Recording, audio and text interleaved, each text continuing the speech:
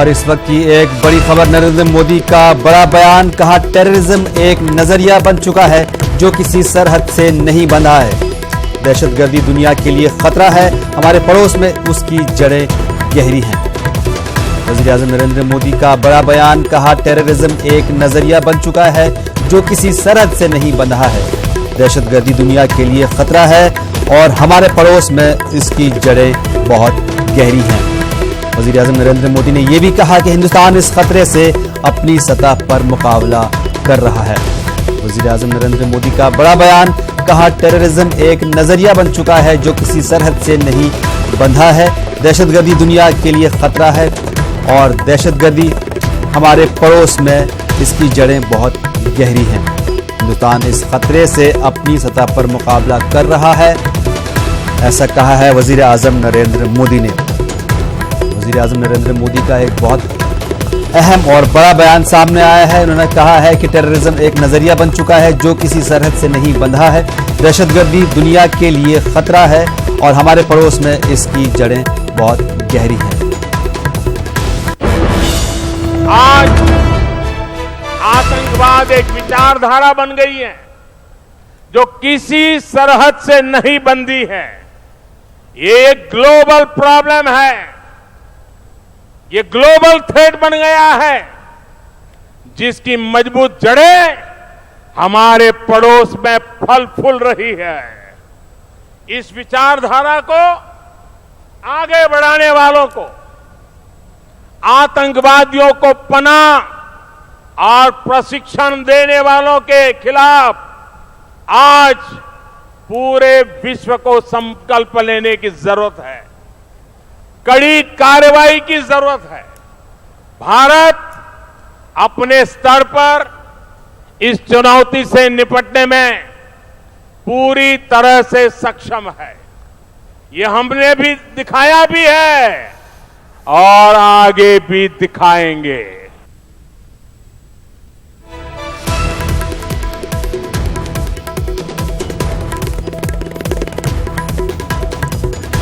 तो वज़ीर-ए-आज़म नरेंद्र मोदी का एक बड़ा बयान सामने आया है। उनका कहना है कि टेररिज्म एक नजरिया बन चुका है। इस बारे में मजीद जानकारी हासिल करेंगे हमारे नुमाइंदे विनीत से। विनीत, वज़ीर-ए-आज़म नरेंद्र मोदी ने एक बहुत ही अहम और बड़ा बयान दिया है। इनका कहना है कि टेररिज्म एक नजरिया बन चुका है जो किसी सरहद से नहीं बंधा है।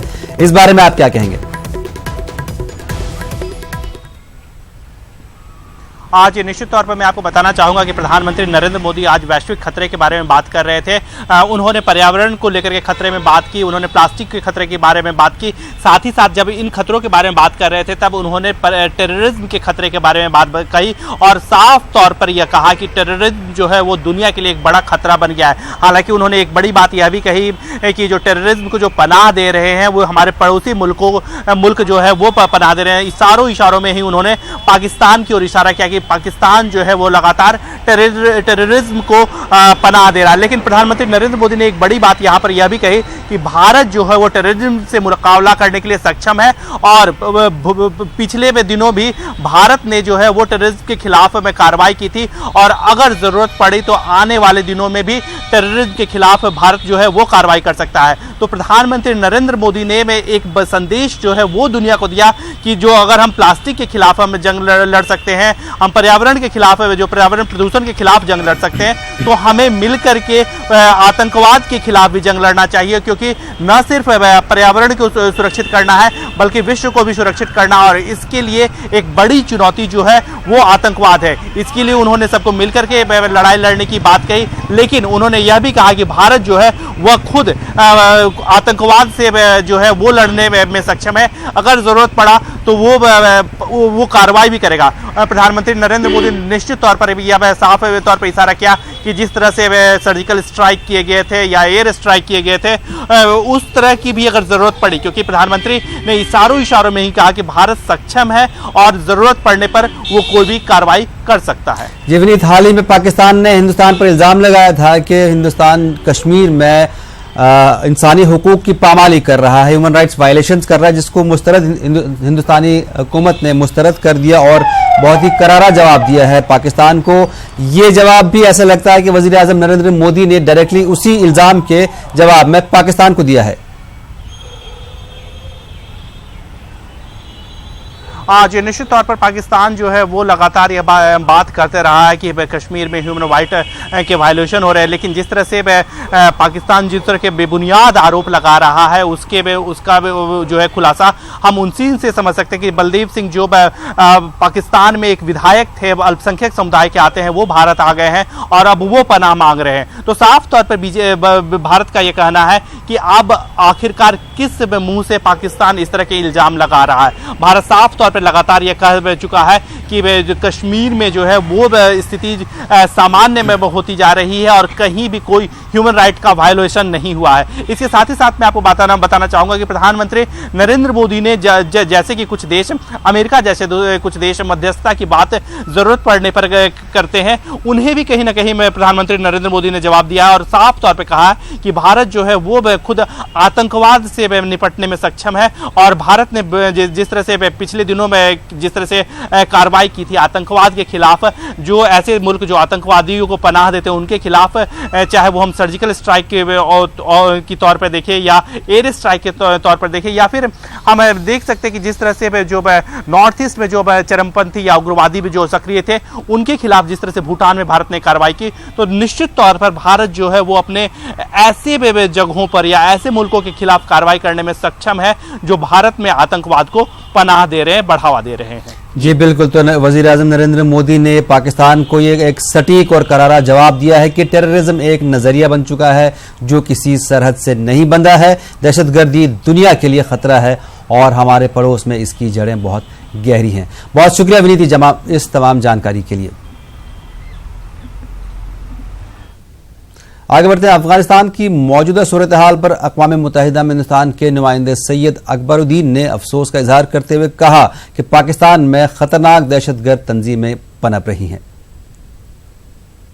Mr. President, we meet at a time when the Afghan people are marking a century of their independence this year, and their country stands at yet another transformational juncture. Even though the journey ahead may neither be easy nor predictable, we welcome the opportunities for peace and reconciliation emerging from the various efforts. We therefore support the Secretary General's call for direct talks. Peace and reconciliation cannot go forward in an atmosphere of terror. There is a surge of violence in Afghanistan in recent days, including threats to the election process itself. The support and safe havens enjoyed from beyond Afghanistan's borders by groups such as the Taliban, the Haqqani Network, Daesh, as well as Al-Qaeda and its proscribed affiliates, including the Lashkar-e-Toiba and the Jaish-e-Mohammed, must be addressed. Even in the most difficult times, the famed Afghan resilience and strength of character shines through in their homes, schools, colleges, theaters, markets, factories, and indeed on their sports grounds. Lest anyone doubt this, Afghan cricketers recorded less than 48 hours ago their second victory in the 3 cricket test matches that they have played thus far. Such a feat was last accomplished by any other country way back in the 19th century. This is only one instance symbolic of the many gains that the Afghan people are making, unknown to many. Mr. President, we believe that there is hope on the horizon. We hope that the international community, through this council and its various instruments, can finally do right by the people of Afghanistan and support an inclusive peace which will ensure that the destiny of the country will be steered by the Afghan people. Security forces को शुमाली कश्मीर के जिला बारामूला में एक बड़ी कामयाबी हाथ लगी है। फोर्सेस ने सोपोर में लश्कर तैयबा के एक कमांडर को हलाक कर दिया है। बताया जाता है कि आसिफ मकबूल बट नामी यह मिलिटेंट कई तखरीबी कार्रवाइयों में मुलविस था। डीजीपी जम्मू कश्मीर दिलबाग सिंह ने इस सिलसिले में एक प्रेस कॉन्फ्रेंस के दौरान तफसीलात फराहम की। उन्होंने कहा कि यह मिलिटेंट कई तखरीबी कार्रवाइयों का मंसूबा रखता था। 30-35 रोज से जब से ये लैंड ऑर्डर का सिनेरियो जहां पर एग्जिस्ट कर रहा है, कुछ एक मिलिटेंट आउटफिट जो पाकिस्तान स्पॉन्सर्ड है, लश्कर तौबा के और जैश मोहम्मद के जो मिलिटेंट हैं, वो जगह जगह पर जाकर के लोगों को धमकाना, लोगों को डराना, इस तरह की हरकतें कर रहे थे। ये मिलिटेंट जो आसिफ मकबूल भट्ट जो आज इस एनकाउंटर में मारा गया है, उसकी हरकतें भी बिल्कुल इसी तरह की थी। वो पिछले एक आध महीने से कभी फ्रूट मंडी सोपोर, कभी लोगों के घर में जाकर के धमकियां देना, कभी बाजार में जाकर के पोस्टर लगवाना और इस तरह की चीज़ें करना, इस तरह की हरकतों में ये शामिल था। और इसके साथ इसके दूसरे जो मिलिटेंट साथी हैं, सजाद और मुदस्सर, वो भी उसी एरिया के हैं, ये शामिल थे। जो कुछ दिन पहले हाजी हमीदुल्लाह डार साहब के घर में जाकर के जो शूट आउट मिलिटेंट्स ने किया था, उसके अलावा एक माइग्रेंट लेबर जो सोपोर में किसी के घर में काम कर रहा था, शफी आलम, जो बिहार का रहने वाला है, उसको भी इन्होंने जाकर के गोली मारी थी। जिस तरह की और कई हरकतें उस इलाके के अंदर पिछले जे अरसे से कर रहे थे और बहुत सारे टेरर क्राइम में ये मिलिटेंट और इसके साथी मुलव्वस थे, शामिल थे। इसको चेज कर रहे थे, पुलिस के पास इतला थी और आज सुबह इसके बारे में खबर थी कि ये किसी एरिया में मिलिटेंट एक्टिविटी के लिए जा रहा है। पुलिस के नाके जगह जगह पर लगे हुए थे। उस नाके के दौरान जब इसको रोका गया, इसने पुलिस पार्टी के ऊपर ग्रेनेड फेंका और कुछ जवान हमारे, एक ऑफिसर हमारे, उनको लगी और जख्मी हुए और उसके बाद वहाँ पर एनकाउंटर शुरू हुआ। उस एनकाउंटर के दौरान मारा गया है और इसके मारे जाने से वहाँ पर जो मिलिटेंसी रिलेटेड एक्टिविटीज़ जो जोर पकड़ रही थी, लोगों को डराने धमकाने का काम कि लोग अपनी रोज़मर्रा की ज़िंदगी में हिस्सा ना लें, अपना फ्रूट का ट्रेड ना करें, अपनी दुकानें ना खोलें, उस पर भी डेफिनेटली पॉजिटिव असर पड़ने वाला है। और इसके जो बाकी साथी हैं, उनकी भी हमें तलाश है और मुझे उम्मीद है कि हमारी पुलिस और फोर्सेस उनको भी जल्द ही कहीं ना कहीं उनका भी हिसाब लेंगे। नॉर्थ कश्मीर में कुल मिलाकर के 15-16 के करीब जो मिलिटेंट जो ज़्यादा एक्टिव मोड में रहते हैं और इनका एरिया यही बांडीपुर, सोपुर, बारामूला के आसपास रहता है। इससे पहले भी जो मोमन गोजरी मारा गया था, जो बारामूला टाउन में ऑपरेशन हुआ था, उसका दूसरा साथी दूसरे दिन नाके पे पकड़ा गया था। So our forces are very active in that area. 38 दिन हो गए हैं, 2 एनकाउंटर हुए हैं नॉर्थ कश्मीर, साउथ कश्मीर में कोई एनकाउंटर नहीं हुआ। क्या मोबाइल फोन बंद होने की वजह से इंफॉर्मेशन ड्राइव हो गई है? नहीं, ऐसा नहीं है, मगर मैं ये कहूँगा कि देखिए, जो कम्युनिकेशन के जरिए होते हैं उनका फ़र्क पड़ता तो ज़रूर है, क्योंकि हम लोग भी हमारे साथ उन्हीं के साथ राब्ते में रहते हैं, इन टच रहते हैं, वो एक है। मगर ऐसा नहीं कि खबर मिलिटेंट की नहीं आ रही है, खबर डिलेड पहुंचती है। हम लोग चेज कर रहे हैं उनको और लगभग कोई 20, 25, 30 के करीब ऐसी साइटिंग्स जहाँ पे हुई मिलिटेंट का जाने का, लोगों को धमकाने का, बाग बगीचे में जाके लोगों को धमकी देने का, वहाँ पर हम लोगों ने बड़ा सख्ती से उनका पीछा किया है और हमने सब मिलिटेंट आइडेंटिफाई किए हैं जिनकी मूवमेंट हो रही है। सबको हम डे टू डे बेसिस पे चेज कर रहे हैं। ऑपरेशन हमारे इस वक्त बिल्कुल तेज़ी से चल रहे हैं और जल्द ही साउथ कश्मीर में भी आपको कोई ना कोई अच्छे ऑपरेशन की खबर मिलेगी। अलायद की पसंद लीडर यासीन मलिक के खिलाफ टाडा कोर्ट में समाअत होगी। यह सुनवाई जम्मू की टाडा कोर्ट में 1 अक्टूबर को होगी। यह मामला हिंदुस्तानी फजाइया के 4 अहलकारों के कत्ल का है, जो 25 जनवरी 1990 को श्रीनगर के मजाफात में पेश आया था।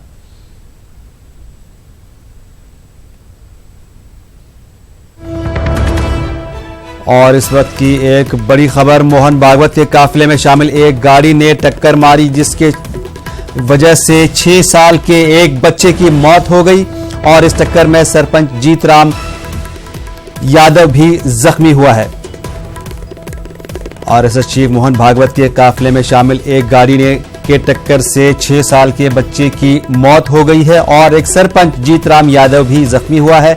यह हादसा हरसोली के मुंड और सड़क पर हुआ है और यह उस वक्त पेश आया जब तुजारा से लौटते वक्त ये गाड़ी तुजारा से वापस लौट रही थी। हरसोली के मुंड और सड़क पर एक बच्चे को टक्कर मार दी, जिस वजह से बच्चे की मौत हो गई। बच्चा मौके पर ही हलाक हो गया और सरपंच जीतराम यादव इस हादसे में जख्मी हो गया।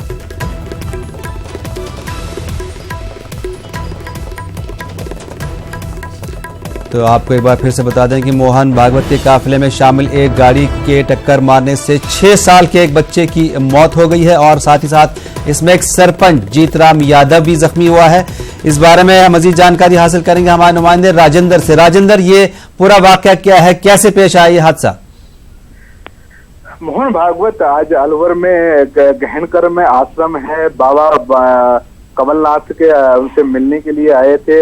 प्रसिद्ध संत इलाके के हैं जिनकी उम्र 122-23 साल है उनसे मिलने के लिए मोहन भागवत आए थे और वहां सर अपने किसी परिचित के बहरोड पे जाने का एक कार्यक्रम था। इस दौरान जब आश्रम से मोहन भागवत जब बहरोड के लिए रवाना हुए तो रास्ते में शिवपुरा गांव पड़ता है, हरसोली मुंडावर रोड पर, वहां पर एक बाइक को टक्कर मार दी जिसमें सरपंच वो गंभीर रूप से घायल हो गया और उसका पोता जो उसकी बाइक पर बैठा हुआ था सचिन, उसकी मौत हो गई है। फिलहाल मौके पे लोगों ने जाम लगा दिया। लोगों में इस बात की नाराजगी है कि काफिले की कोई भी गाड़ी नहीं रुकी और वो सभी लोग एक्सीडेंट के बाद चले गए।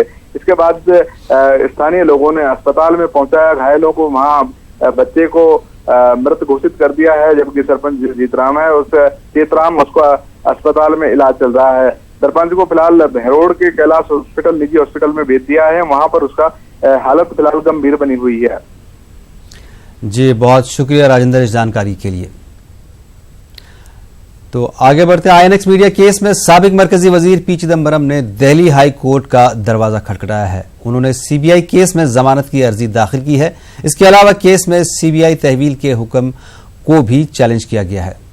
कोलकाता में बीजेपी कारकुनान ने ममता हुकूमत के खिलाफ एहतजाज किया। इस दौरान बीजेपी कारकुनान पर पुलिस ने वाटर कैनन का इस्तेमाल किया। यह एहतजाज बिजली की शरहों में हुए इजाफे के खिलाफ बीजेपी ने मुनाकिद किया था। यह मुजाहिरा सीईएससी दफ्तर के सामने हुआ।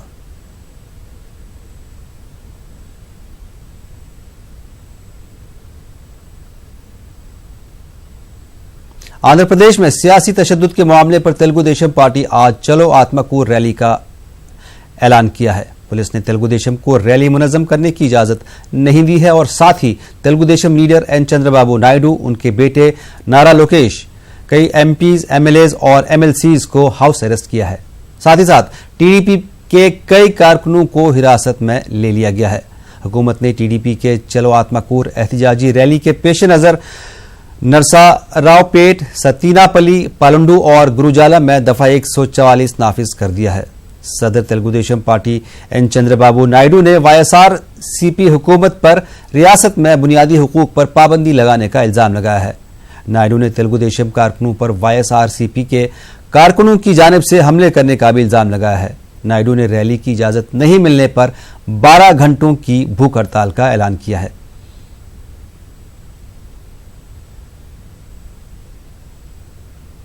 तेलुगु देशम पार्टी को चलो आत्माकूर रैली की इजाजत नहीं देने के दरमियान पुलिस ने वाईएसआरसीपी के दफ्तर पर सिक्योरिटी बढ़ा दी है। गुंटूर में वाईएसआरसीपी के दफ्तर पर पुलिस ने सिक्योरिटी बढ़ा दी है। वाईएसआरसीपी दफ्तर की जानिब जाने वाले रास्तों को बंद कर दिया गया है। पुलिस ने कहा है कि एहतियाती तौर पर वाईएसआरसीपी के दफ्तर पर सिक्योरिटी बढ़ा दी गई है।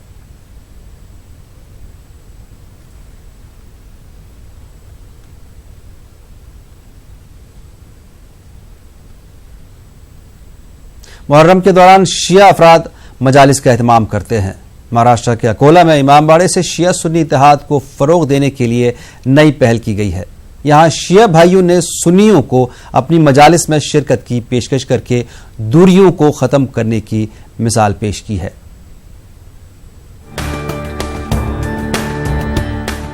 अकोला में मुहर्रम के पेश नजर शिया सुन्नी इत्तेहाद को फरोग देने की कोशिश की जा रही है। अकोला के आकोट फैल इलाके में वाक़ इमाम बाड़े में शियों ने सुन्नियों को अपनी मजालिस में शामिल होने की पेशकश की ताकि दोनों के दरमियान पाई जाने वाली गलत फहमियों को दूर करने की कोशिश की जा सके। हम तो चाहते हैं कि हमारे मोमिन भाई हमारे गम में शरीक होए।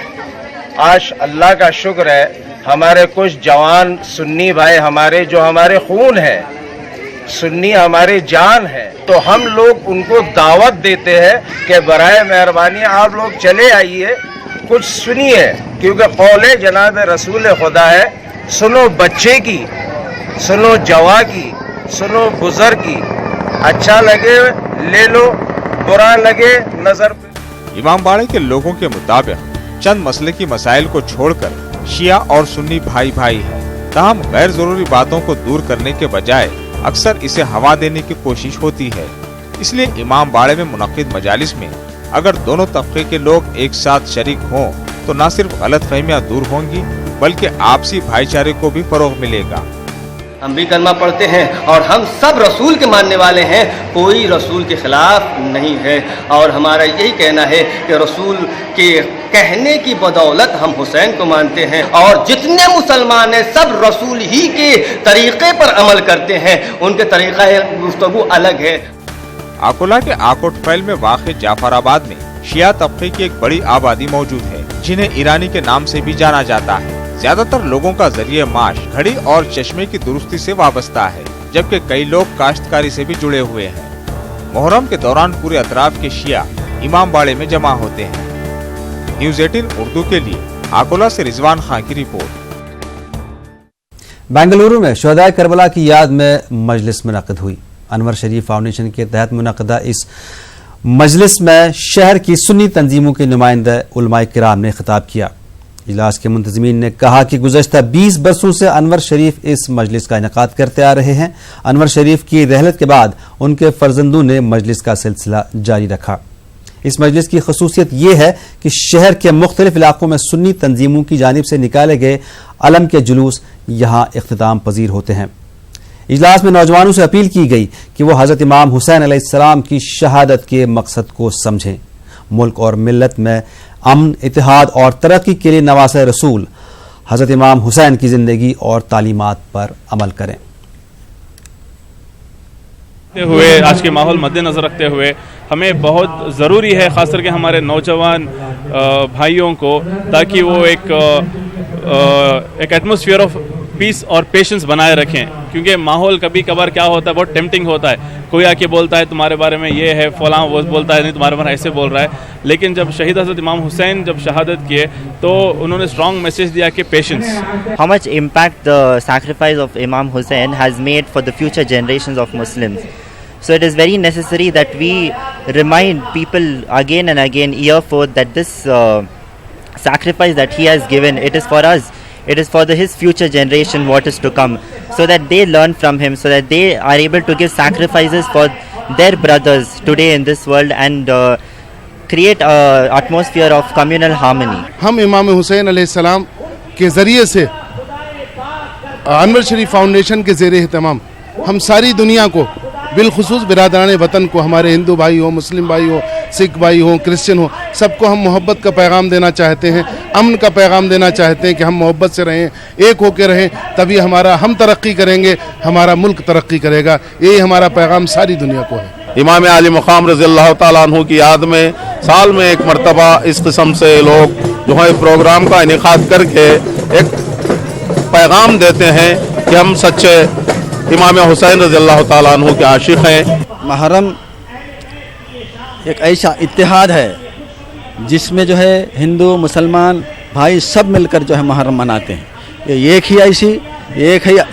ही ऐसी मजालिस हैं जिसमें हिंदू मुसलमान सब मिलकर जो है मुहर्रम मनाते हैं। यानी ये मनाना चाहिए, क्योंकि जो है अल्लाह के रसूल ने फरमाया, देखो मैं जा रहा हूँ दो वज़नी चीज़ें छोड़कर, एक कुरान, दूसरे मेरे घर वाले। अगर सारे मुसलमान मेरे नबी पाक मोहम्मद मुस्तफ़ा सल्लल्लाहु अलैहि वसल्लम की इस हदीस पर आ जाएं तो सारे दुनिया के मुसलमान एक प्लेटफार्म पर आ जाएं। एक प्लेटफार्म में आने के वास्ते मुहर्रम होता है, तो इसमें हम अनवर शरीफ साहब के हर साल भी आते हैं और अल्हम्दुलिल्लाह हमारे आलम की, और यहाँ पर बहुत ही इज्जत होती है और यहाँ पे बहुत मजबा भी जमता है और हम हर साल यहाँ पे आते हैं। शायर और नगमा निगार साहिर लुधियानवी के मखतूतात, तस्वीरें, डायरियां मुंबई के जूहू इलाके में एक कबाड़ी की दुकान से मिली हैं। उनमें साहिर के नाम आए खतूत भी शामिल हैं। एक गैर सरकारी तंजीम ने इन पेशकीमती दस्तावेजात को 3000 रुपये में खरीद लिया है। तंजीम के जिम्मेदार ने मीडिया को बताया कि वो इन दस्तावेजात को महफूज रखने और उनकी नुमाइश करने पर भी गौर कर रहे हैं। इस बुलेटिन में फिलहाल इतना ही। हमें दीजिए इजाजत। आदाब।